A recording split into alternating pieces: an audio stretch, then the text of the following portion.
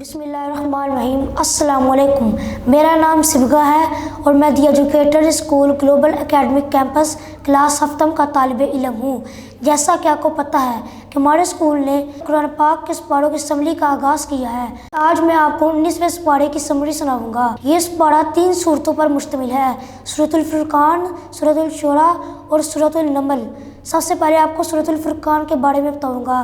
یہ پارہ بنیادی طور پر حق و باطل کے درمیان جنگ، انبیاء کرام کی جدوجہد اور اللہ تعالیٰ کی قدرتوں کے مظاہر پیش کرتا ہے۔ کفار نے کہا اگر ہم پر بھی فرشتے نازل کیے جاتے تو ہم بھی مان لے آتے۔ اللہ تعالیٰ نے ان کو جواب دیا اگر ہم ایسا کرتے تو یہ پھر بھی مان نہیں لاتے۔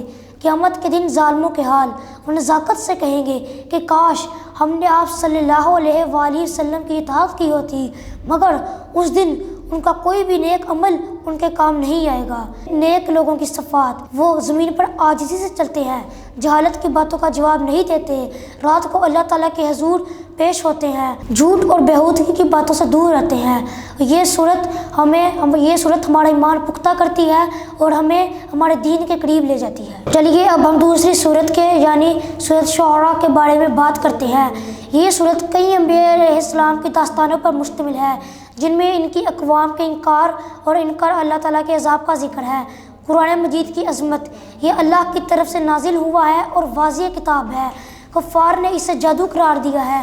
حضرت موسیٰ علیہ السلام اور فرعون کا واقعہ: جب اللہ تعالیٰ نے حضرت موسیٰ علیہ السلام کو فرعون کے پاس بھیجا، حضرت موسیٰ علیہ السلام نے فرعون کو تمام اپنے معجزات دکھائے، مگر اس نے حضرت موسیٰ علیہ السلام کو جادوگر ٹھہرایا اور اپنے جادوگر بلا کر ایک مقابلہ رکھا۔ جب حضرت موسیٰ علیہ السلام نے اپنا عصا زمین پر مارا تو وہ اژدہا بن گیا۔ جادوگر کے جادو کو نگل لیا اور تمام جادوگر اللہ تعالیٰ پر ایمان لے آئے، اور اس طرح اللہ تعالیٰ نے اسرائیل کو بخش دیا، فرعون کو پانی کے اندر غرق کر دیا۔ حضرت ابراہیم علیہ السلام کا واقعہ: انہوں نے اپنی قوم کو بتوں کی عبادت سے روکا۔ انہوں نے کہا میرا رب وہ ہے جو زندہ کرتا ہے اور مارتا ہے۔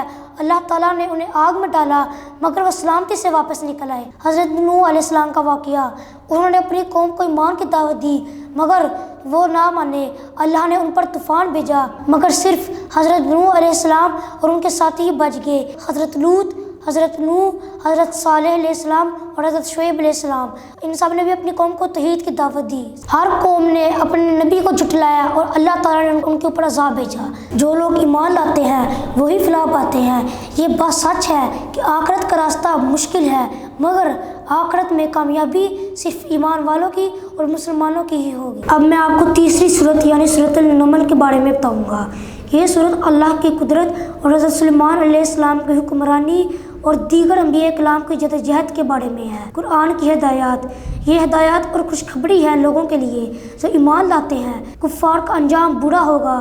حضرت موسیٰ علیہ السلام کا واقعہ: اللہ تعالیٰ نے حضرت موسیٰ علیہ السلام کو کوہ طور پر بلایا اور انہیں معجزات عطا فرمائے۔ فرعون نے اور اس کی قوم نے حضرت موسیٰ علیہ السلام کو جھٹلایا تو اللہ تعالیٰ نے ان کی قوم کو ہلاک کر دیا۔ اب میں آپ کو اس پارے کے خلاصے کے بارے میں بتاؤں گا۔ حق ہمیشہ غالب آتا ہے، چاہے کفار جتنا بھی انکار کرے۔ اللہ کے نیک بندے عاجزی، پاکیزگی اور استقامت کے ساتھ زندگی گزارتے ہیں۔ اللہ کی قدرت کی نشانیاں ہر طرف موجود ہیں۔ وما علینا الا البلاغ المبین۔ آپ کی سماعتوں کا شکریہ۔ والسلام۔ The Educators